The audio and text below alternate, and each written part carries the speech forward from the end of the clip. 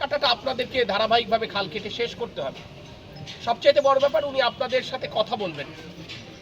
জিয়াউর রহমান, বেগম খালেদা জিয়ার ছেলে তারেক রহমান আপনাদের সাথে দেখা করতে এবং কথা বলতে আসবেন। এখানে খাল কাটার পরে উনি একাই কথা বলবেন। আমি আপনাদের সকলকে বলবো, আপনারা সকলে আগামী 27 তারিখে 9:30 থেকে 10টার মধ্যে সকলে ওই যে খালের ওই পারে সকলে দলবদ্ধভাবে অবস্থান নেবেন, ঠিক আছে? যাতে করে উনি আপনাদেরকে দেখতে পারে, উনি আপনাদের সাথে কথা বলতে পারে। আমি মনে করি এটা আমাদের সকলের জন্য অনেক বড় সৌভাগ্যের। বাবা ছিলেন প্রেসিডেন্ট, তিনিও এসেছেন এখানে খাল কাটতে, তার ছেলে প্রধানমন্ত্রী হয়ে সেই চেয়ার এসেছেন, জিয়াউর রহমান সাহেব এসেছেন আজকে প্রায় 50 বছর পরে ছেলে আসে, এটা অনেক বড় সৌভাগ্য। খুলনা বিভাগে প্রথম সফর এবং সেটা প্রথম সারসার উলেশি, এটা আপনাদের জন্য অনেক বড় সৌভাগ্য।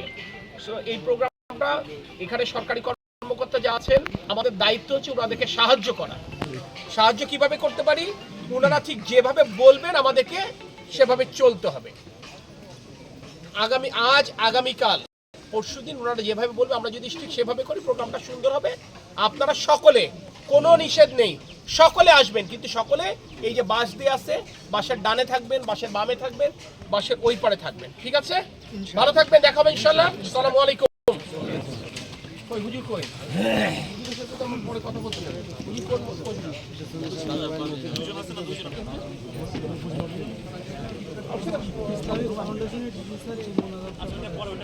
ওটা আপনারা দিন, ওটা কোনো বিষয় না। দেখি কি দিয়েছে।